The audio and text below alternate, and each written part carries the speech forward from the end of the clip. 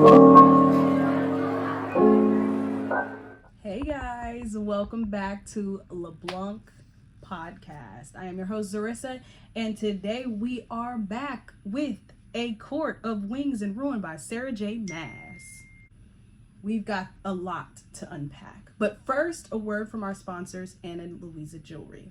So, it is the year of self-love, and really it's a lifestyle. You should always self-love, whether you are in a relationship, single, mom, not mom, dad, whoever you are, you should always be practicing self-love, whether that is, enjoying a good book or buying you some nice jewelry. So let's unpack what they gave me. So this is the first one. This is perfect. Do you see this heart? It's so cute. And I've already gotten compliments. People are like, I like that necklace. And I'm like, thank you, Anna Louisa. They also sent me this necklace as well, this beautiful V shape. This one alone is very classy. Like, I could just see this being just a classy piece. And I take a shower in these all the time. And they also sent me these two bracelets. Stop it. This one has a heart on it. That one is definitely staying on. And then they look similar, but this one's a little bigger. And then also, this one has a cute little heart. So they are having their 35% off sale. Please click the link down below to get your 35% off for some nice jewelry that you can wear every day. That's long lasting, that always elevates your style. And thank you to Anna Louisa so much for sponsoring this video. Now, let's get close. Hey, is this thing on? It's not. It's for props purposes. But A Court of Wings and Ruin. Oh my gosh. I just want to say I had to listen to this for the second time, and I still had feelings listening to it the second time, but a different type of feeling. So how it starts is Feyre is going back to the spring court as a spy because she is now High Lady of Rhysand's court and his wife. Yes, but Tamlin doesn't know that, and nobody knows that except for Rhysand and their court. So Tamlin thinks he's gotten her back and everything is going to be smooth and sweet. It wasn't, okay? Spoiler alert. It's not really a spoiler because y'all read it, but it was not sweet at all. Feyre was up in there just, acting like that timid girl that they expected her to be. Ianthe was there, and he was like, let's hear her out for why she sold out your sisters. And she's like, if we must. But in her head, she's like, are you kidding me? She is so mad at Tamlin for selling out her sisters, for selling out to Hybern just to get her back. Like, she is mad. So she is working from the inside to ruin his court, and she succeeds. Okay, Ianthe tried to make it all about her. Feyre stole her spotlight, and everyone thought she was the blessed curse breaker in the spring court. Lucien is side-eyeing her because he knows she's up to something, because he's like, ain't no way, like, Tamlin may be blind, but I'm not. I know that this is not all you. And not to mention, because Lucien is now her sister Elaine Elaine and Lucien are mates. He's like, we gotta get her back, and she's like, I don't know where she is, but really she's in safe hands.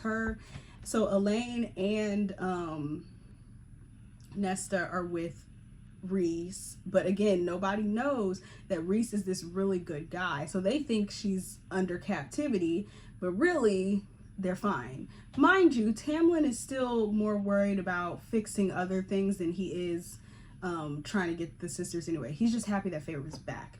So he lets Hybern come to his area as promised, and it's Hybern's, I think, niece and nephew. They're twins, and they are Damati. And what happened?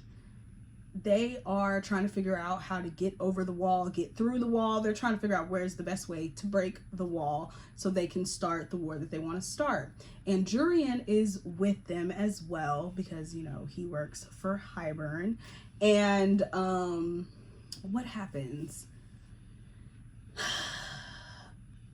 Feyre is like, and Lucien don't like them, and they decide to start some mess with them. Well, no, they didn't start the mess. They started the mess and they finished it. And Tamlin got mad at them. They were like, these are people that I'm allied with. You can't do that. And they're like, well, they needed to learn. And Feyre provoked an argument with Tamlin, and he ended up unleashing his power on her and causing like a mark on her face, which made people in his court look at him funny. Also, Ianthe had, tried to gain some popularity back because she likes all eyes on her. That was annoying me. All eyes on her. So she made a whole lie and tried to blame some of Tamlin's, I don't know what they're called, his sentries. They tried to blame his sentries, and he ended up whipping his sentries even though it was falsely accused. But get this, Feyre is the one that's putting bugs in people's ears. So I'm like, dang, my goodness. So the final straw was when the twins, whose names escape me, decided to brutalize the children of the Blessed, and Feyre couldn't take it anymore, so she went ahead and got rid of them, and also Lucien helped her as well.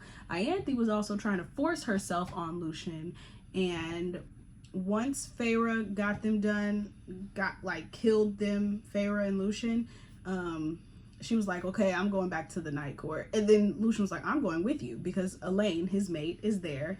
And also with Ianthe, what she ended up doing was, she had her brutalize her own hand with a rock and say, like, you don't know how it happened, blah, blah, blah, blah, blah, blah, blah. So she left them there. Like, after she just went through and started terrorizing everything, she and Lucien just dipped.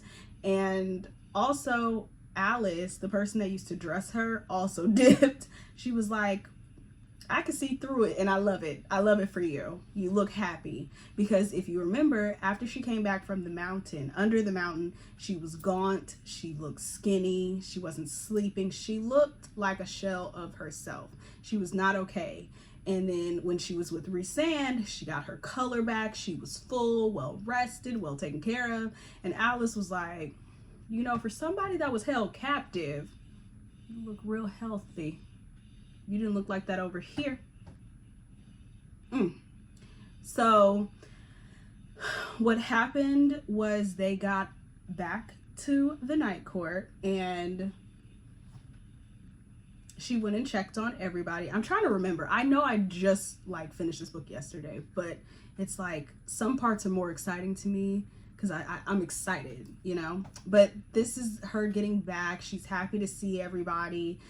Elaine is not okay because remember, she was engaged to a human and now she's a fae. So she's still wearing his ring. She isn't eating. She isn't sleeping. She isn't leaving her room. She's just looking all faded away and talking funny and talking in riddles. And Nesta actually looks very full-figured, well-rested, relaxed. She's reading a book and but she's still Nesta, you know? And so then after they, see each other and stuff, Feyre lets them know what she does know about what Hybern has planned. Okay, so where are we at? So now we're going to be making courses of action. This is a long book. Making courses of action to getting ready for the court. The war. So Rhys is sending out letters to all the different courts, like we need to have a meeting and figure out what we're gonna do. And then also something else that's going on is he is trying to get Kier, which is Mor's father, and his army to fight with them because they have a choice to fight or not fight. So there is a lot of running around, right? Trying to rally up troops, get people together. He did get Kier to work with them. And then also they're trying to get the Bone Carver to work with them because Highburn has the numbers. They have like estimated 200,000 people fighting in their war because Highburn is big itself. It has over 200,000. It has 100,000, but then their allies also have numbers. So if they get all these other people to fight in the war, they were already outnumbered with 100,000. Now they're way outnumbered with 200,000. So what Reese did was he made it seem like all these other courts wanted to fight each other to make sure that they did not come. So now it's down to having 100,000. So then they do get Kier to work with them, but Kier wants to be able to come to Valaris, and Eris is also an ally, which is a problem. I think I skipped something. I'm sorry. I did skip something, but when Farah and Lucian were trying to come back, Lucian's brothers came and almost took them out, and just in time, Cassian, Azriel, Moore, they all came, and Farah did her, like, basically protected herself, but they had to say, okay, try it if you want to. So, and they also saw that Farah has powers, because the only people that know that Farah has powers is her court and Tamlin and Lucian. Okay, sorry. So they are now working with the Autumn Court as well, because Baron's son Eris is trying to take the throne, and also, I don't know, something about Eris, I'm like, he's like an asshole, but I still want to know his backstory, you know? So anyways, they decide to work with them, and for the Bone Carver, he wants the Ouroboros mirror, and Farah's like, also I want the Ouroboros, and he's like, if you want it, take it. And then she's like, okay, why are you saying it like that? She's like, nobody can deal, like, when you look into the Ouroboros, everyone has become mad and crazy. So have fun, take it if you want, okay? Have fun with it, because nobody has ever been okay after looking in it. So she was like, I can't do that. We have to find other options. So after that happens, I'm trying to remember. I don't know if this happens before Bryaxis. No. So then they meet with all the courts. Autumn, and they invited everybody, including Spring Court Tamlin, which she just tore up. And everybody shows up. Tamlin makes a grand entrance at the end, and he looks like a savage. They're already not getting along with Autumn Court and things like that, but then Tamlin comes in and he is mad. He's like, you turned all my people against me. I don't have people to fight. And they're like, well, why are you here? Because aren't you working with Highburn? He was like, have you ever thought that I was possibly being a spy, gaining intel? I would not fight for the wrong side. And he's just mad at Farah, and everyone's just like, okay, we get it. Like, she left you, got married to someone else. We have a war on our hands. So if you're gonna fight about it, it's gonna have to be somewhere else, because we need to figure out how we're gonna survive this war and how we could possibly win, because we don't have the numbers. And he's like, we would have more, Farah. And I'm like, you know. And Farah feels bad too. She's just like, I didn't think this through. I let my rage get the better of me. Now we have less numbers because of me. And a part of me, like, reading it for the second time, I was like, yeah, you should have, like, I don't know. I don't know what, I get it. She was angry, and when you're angry and you're getting revenge, you don't think of the outcome, that it could also affect you. So that's why I'm like, you could have got even in so many other ways. I just can't think of what way. So let me be quiet. But they didn't think about it, because all of his people just started not wanting to work with him, because they were like, you have done us dirty. You don't treat us well as a leader. And to be honest, it is true. He could treat them better, but she definitely helped put that stake in that coffin. She helped. She did. So he gave all the papers of Highburn's things, and they all looked through it, and they decided to take, rest, take a sleep. They decided to go to sleep. Mind you, Moore decides to take Helion to bed that night in front of well, I don't know if Azrael knew, but I was just like, more why? Also, I want to add that we found out that Lucian's dad is not the Autumn Court. It's not the king. That's why he treats Lucian so bad, and that's why he's the mom's favorite son. I think Helion, the Day Court lord, is his father, because Lucian is darker than everybody. His hair is tanner. He looks like him, but he don't. You know what I'm saying? So his mom had an affair because she got married really young and everything, and she kind of fell in love with the Day Court. He's charming, okay? He knows how to charm the pants off of men and women. So then she does that or whatever, and the next morning everyone's like, oh, you had a rough day, and she's like, shut up. Like, she looks so tired and drained and angry, and I'm like, okay, well, why did you do that? We'll get to that. So while they're trying to have a day 2 of looking through things, the cauldron is used and the wall is down. Oh my gosh, I just skipped something else. I think I'm gonna have to like really edit this bad. I forgot to say that they had, before the meeting, they had a war, a mini war, a battle, the Battle of Adriata. Yeah, they had that in the Summer Court. Remind you, Night Court and Summer Court are not cool right now because they just stole something for the war but didn't explain that to them. So Amryn has a little boo thing named Varian, and he was like, y'all need to guard your borders because they're attacking us right now. And she said, they're attacking my man's court. I need y'all to rally up. So Night Court went and helped them fight. Tarquin was mad and was like, all this is your fault. But he ended up showing up to the meeting and forgiving Rhys for stealing and stopped being mad at him. Okay, now we're back. So the wall comes down, and Nesta is the one who felt it because she is really connected to the cauldron because she took something from the cauldron. So she can feel anytime the power is used. It makes her sick, makes her groan, makes her very in pain. So that happens. I should have did like bullet points for this. But anyways, after that, they had to go and just start rallying troops. Like, they had to start moving forces because they were about to attack. And so they were like, what should we do? And I think they fought them for a second time because Adriata, they won. But this time, they did not win. They fought again. And this time, they lost a lot more numbers this time and had to fall back. Cassian got wounded really, really bad, and they had to regroup. So while all this is going on, like once that's happening, what am I missing? So what happened?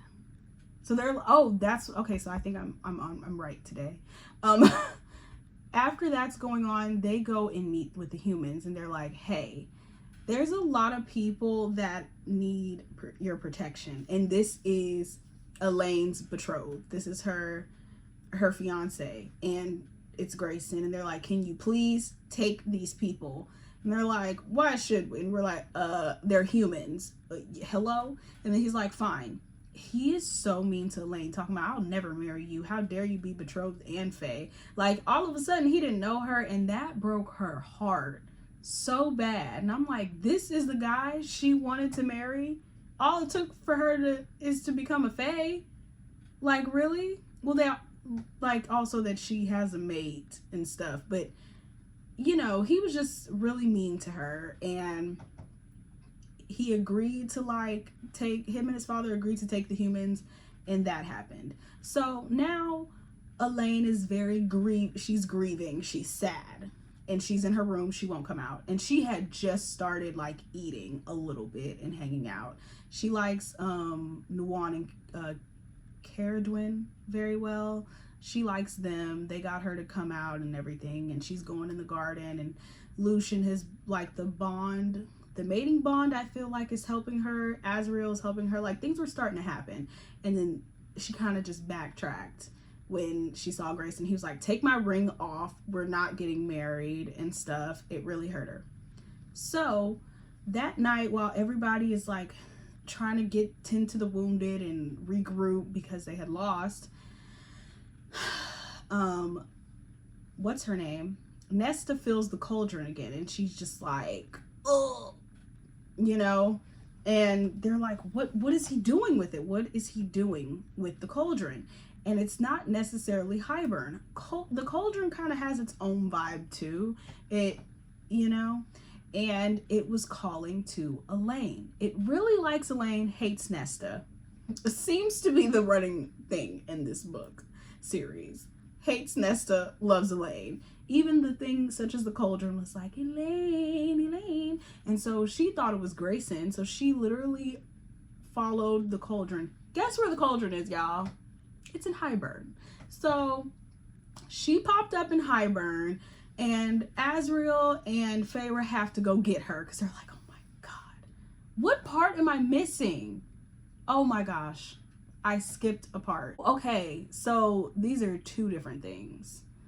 I don't remember. Oh, okay, so remember when I was telling you Elaine was not herself? She was talking in riddles. Everyone thought she was crazy. No, she is a fortune teller. Like she can see the future and stuff, but they don't know what to call it. A seer. She's a seer. So she's just saying things and nobody's really listening to her. They want to get like a healer to look at her. And Feyre and Nesta are in the library. So this is when the library is introduced about the women, the priests that have been like assaulted. They're nothing like Ianthe, okay? These are honorable, devout priests. We love them. But they're down there looking for anything to help them nullify the cauldron, keep the wall up, any kind of protection, anything, because Nesta is working with Amren. So this goes somewhere else, like before all this other stuff that I'm telling you. This is important to tie into the other stuff, but basically they get attacked by Hybern. That's another thing. Two ravens, two people were sent from Hybern to confiscate Nesta because she took something from the cauldron and the cauldron was weak. So that's why they were trying to take her. They're like, oh, we'll take Feyre too. Cool. They ran down deep into the library and they ran into what is down there. And only Cassian has seen it, and he was like, nobody go down there. Never. They had to. They had no choice. They couldn't go up. So they went all the way down, and she made it to where they couldn't get to Nesta, and Nesta was able to go back up, but Feyre was still going down, and they were chasing her. And she's screaming to the, like, little... His name is Bryaxis. She's like, I need help. I need help. I need help. And he comes down, and he's like, you need help? And she's like, I don't know which, either he's gonna eat me or they're gonna get me, and I don't know which one is worse, truly. And she's like, yes. He was like, you want me to kill him? And she was like, yes. And then he was like, what will you give me in return? And she was like, what do you want? And he was like, company. And she was like, to eat? He was like, no, just tell me about the world, that's it. I'd be lonely down here, I would like to talk to somebody.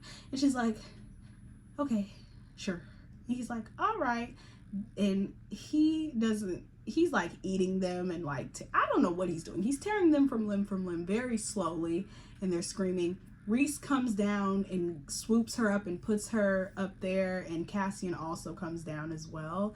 And Rhys went back down there, and Cassian took her and Nesta back up. So that's when they found out that Elaine was a seer, and they decided that since they don't have the numbers, they were going to start trying to use the bone carver and Bryaxis. Okay, so let's get into the Weaver part. So the Weaver, how they ended up there, is because they lost the war, right? So while they were losing in the war, Feyre snuck off. And she was trying to go talk to the Suriel. And this made me so sad because the Suriel died. Yeah, Suriel died. And she was asking her what should she do. And she was like, you know, you'll be fine when it comes to the mirror. Like, that's what she kind of said. She also said that, told her a spell for Amren to look up. And something else. She told her something else, but while they're having a conversation, guess who comes in? Ianthe and two of Hybern's soldiers. And the Suriel loves to be free, and she knew, I'm gonna say this Suriel is a she knew that she could lose her freedom, they could torture her and everything, and she tried to save Feyre, and Feyre was like, no, I'm gonna save you. So Ianthe was pissed because she realized that Feyre did all that stuff to her, and so they were in the area of the Weaver. So she ran to the Weaver's house and walked in, and the Weaver was like, you stole stuff from me. Hey girl, what did you bring me? Because she can hear Ianthe and the two guards, and Feyre goes, dinner. And the Weaver ate Ianthe and the two Hybern soldiers, and Feyre got out. She tried to save the Suriel. The Suriel said no, and she was like, you were always kind to me, and I'll always remember you. And it was a sad moment. Okay, now let's jump back to the future. So her and Azriel have to go and save Elaine. So they have to go behind enemy lines to Hybern, and they are pretending to be Ianthe, and Azriel knows how to make himself look invisible. So she pretended to be Ianthe, and he pretended to be invisible. He was just invisible. So they go on to enemy lines, and Jurian comes up to them and starts talking to them. I forgot to tell y'all. Oh my God. There is so much information. But Jurian is actually not a bad guy. He's not. And what was I gonna say? He was actually at Grayson's house, and he was like, none of y'all bothered to look in my mind, and they were like, we didn't really want to because Amarantha's in there. Sorry. And they were like, wow, what he says is true. So anyways, Jurian helps them get Elaine, and he was like, yeah, when the King of Hybern saw her pop up, he was confused and a little angry, but he's trying to figure out how he can use it to hurt you. So you might want to hurry up and grab her. And while they're walking through, they saw like what they were doing. They were brutalizing children of the blessed, hanging them up and torturing them. And she was like, Jurian, get her down, and like, we'll take her. And he's like, how the hell am I gonna do that? And then she's like, I'll figure it out. Okay, don't worry about it. So they got Elaine, but Elaine is completely tied up. They can't get her. Like, they can't untie her. She just has to be swooped up and picked up. So they are trying to run, okay? Running. Jurian is nowhere to be found, but the girl is left there. The girl that was being tortured, they saved her. And Azriel's able to grab the girl and take flight. But all of these little, I can't remember the names, Naga, all of the Naga are chasing them down. And Feyre has to fly for the first time to save her behind. And it's looking real bleak. So she takes that, and then I think a Naga bit, I don't know, or did they throw an ash arrow? I don't know, but it hit Azriel's wings really bad, and he was screaming, and it was really painful, but he stayed afloat because he had to. He had to save Elaine and the new girl, the new person they had to save, and they're helping fight off the Naga. Feyre is still a good ways behind them and is trying to go. And Tamlin is the one who saves her. He gives her a gust of spring wind so she can take flight and get through, and Tamlin also gets through. So now everyone knows, well, not everyone knows, but Hybern knows that Tamlin double-crossed them, and Tamlin is truly on Feyre, like everybody else's side. So that happens. They get Elaine back, and now they're like, what do we do? Because right now it looks like we're gonna lose real bad. And they're like, yeah, probably. So what is the best that we can do? And so what came up was they decided to clear out the human territories as best as they could. They were winnowing and draining themselves the night before the biggest war, the biggest battle, because they were trying to save as many people as they could. So that night, everybody was so exhausted. Rhys was tired. He gave everything, and Feyre was like, I have to give everything too. So she went to go retrieve the Ouroboros, and she achieved it, gave it to the bone crusher. He was like, you can keep the Ouroboros, but I will work with you. And she was like, are you serious? He was like, I need to know you were worthy. Only a worthy person could get me. So what makes people crazy with the Ouroboros is that they see themselves. And I don't think they even realize themselves that it's them, but they get horrified and they just stay scared and they're just mad because they can't realize that it's them. And also they can't face, if they do realize it's them, they can't face it. They don't like it. They don't want to see it. Or they see themselves and they're so small or they're nothing. It breaks people. But Farrah saw the good and the bad and was able, after crying and being mad and being upset, she accepted it and loved the good and the bad parts of her. So it's battle day. And the King of Highburn is pissed because he's like, he was supposed to be rampaging through, pillaging through all these cities, and they're empty because they made sure to winnow everybody to safety before the war. So he's extra upset today. And before the war starts, you know, everyone's like chatting and talking, and Rhys goes, oh, Farrah goes, I have a solstice gift for you. And she revealed the bone carver and Bryaxis, and he was like, you stole my thunder. She was like, what you mean? He had the Weaver. Okay. I was like, oh, we got heavy hitters right here. Side note, Bryaxis, I don't know about Bryaxis, but I know that the Weaver and the bone carver are twins. I low-key feel like Bryaxis is related to them, but I'm not sure. Maybe not. Meh. Anyways, so they're fighting, and you know, they're doing okay. We're not losing. We're not. But then it starts getting bad. It does. The King of Highburn starts using the cauldron and took out the bone carver and a good amount of men. And so now it's looking bad. And then more Highburn is coming at them. They're like, we are about to lose. And mind you, Farrah and her sisters and Amren are supposed to be trying to go locate the cauldron. And then this is when people start coming in, because Autumn Court didn't say they were coming yet.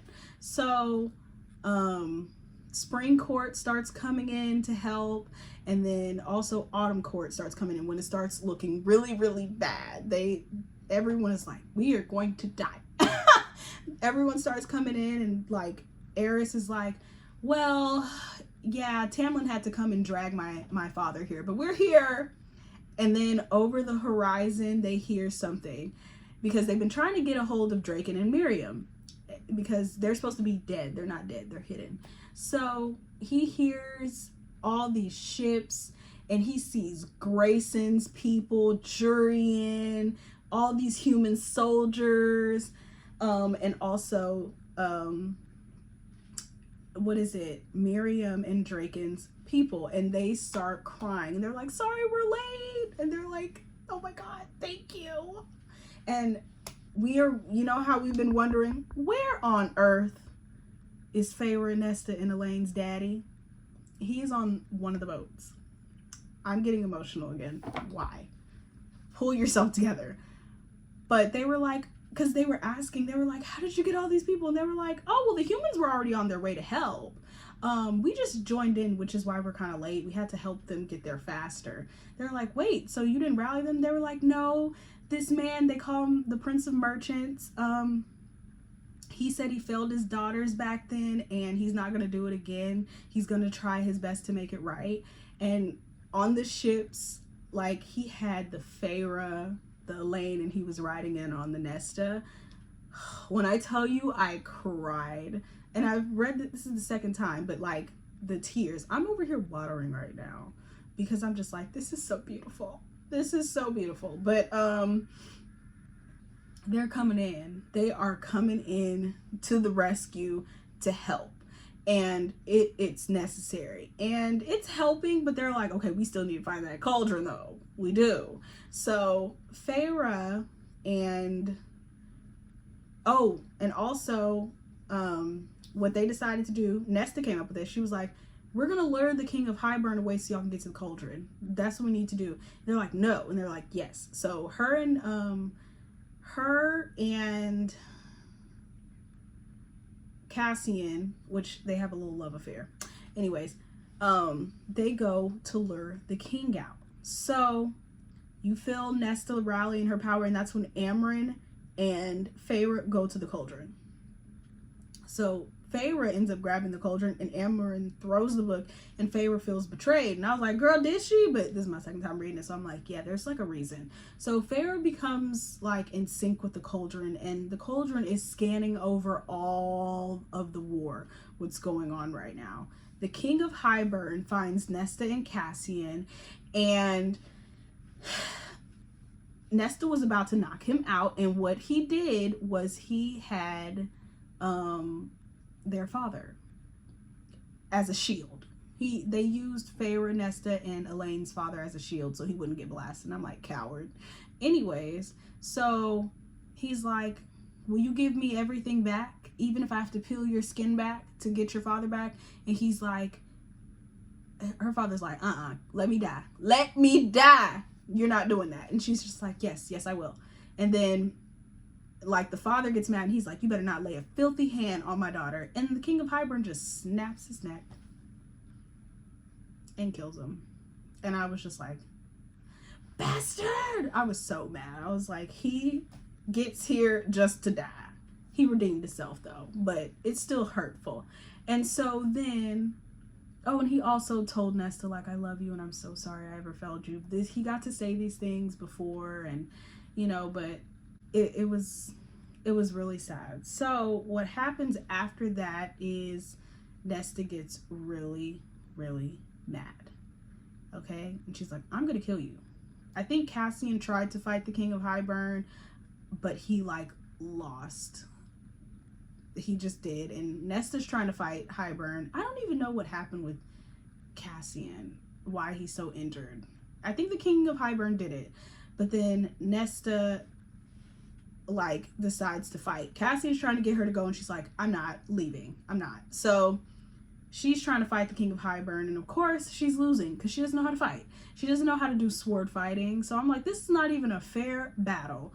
And she blasted all that was left of her power, and Hybern had just winnowed out of the way. And she did take out like 200 Hybern soldiers, which was helpful, but not for her cause. So then Hybern is like about to do a killing blow on Cassian, and she jumps in front of him, and he's like, go, you need to go. And she's like, I cannot go.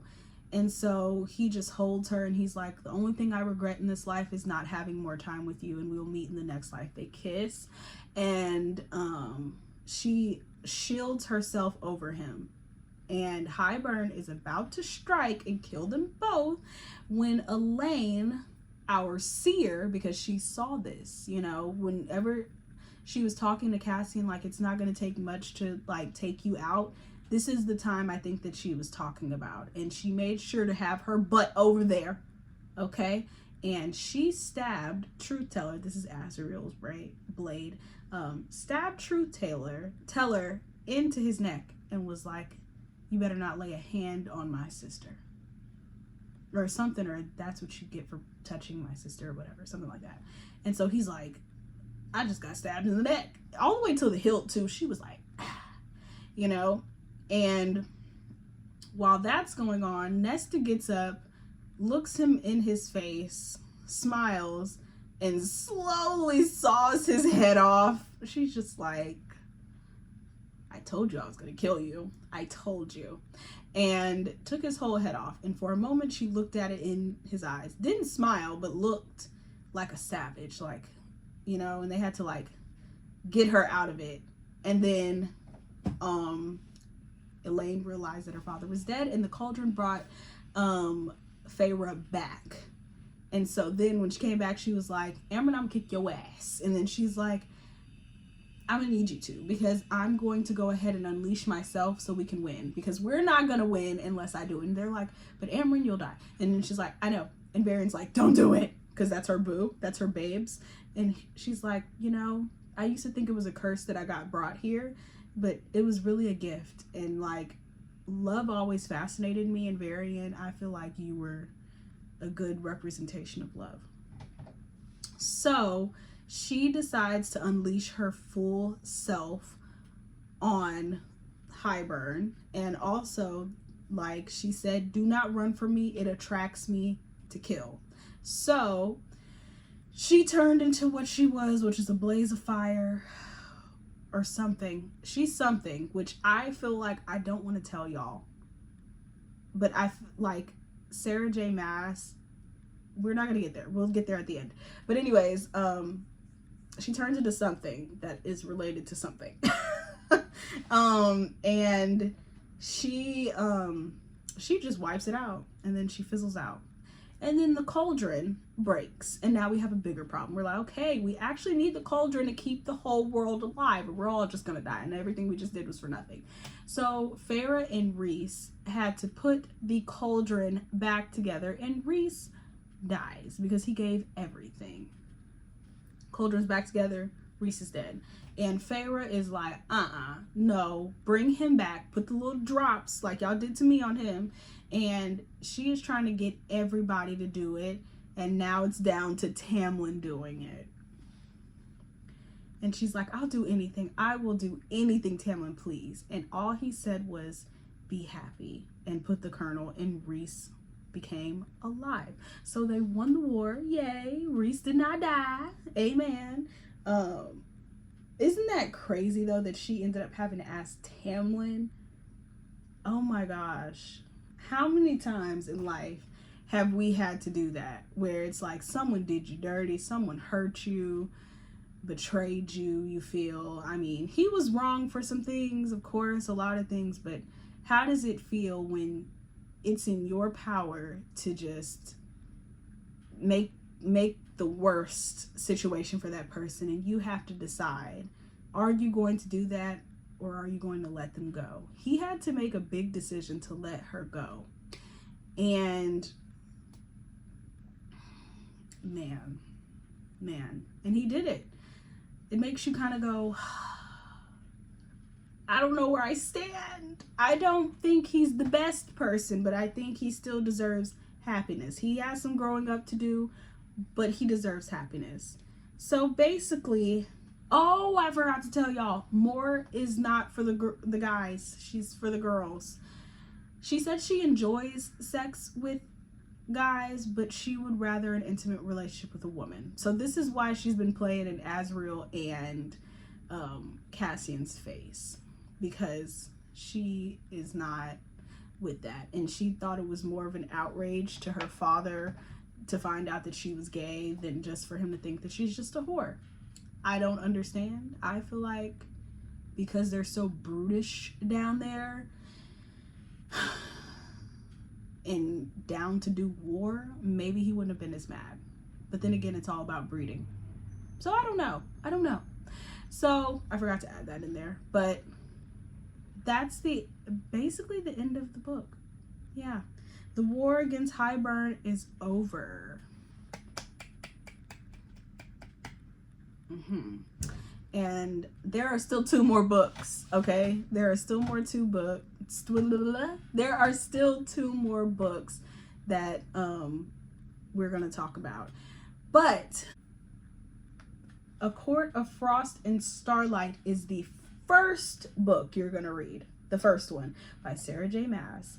You're going to read that first before we go to A Court of Silver Flame. So let me tell you what A Court of Frost and Starlight is about, okay? I hope I'm not making it hard for us, you know? Let me see.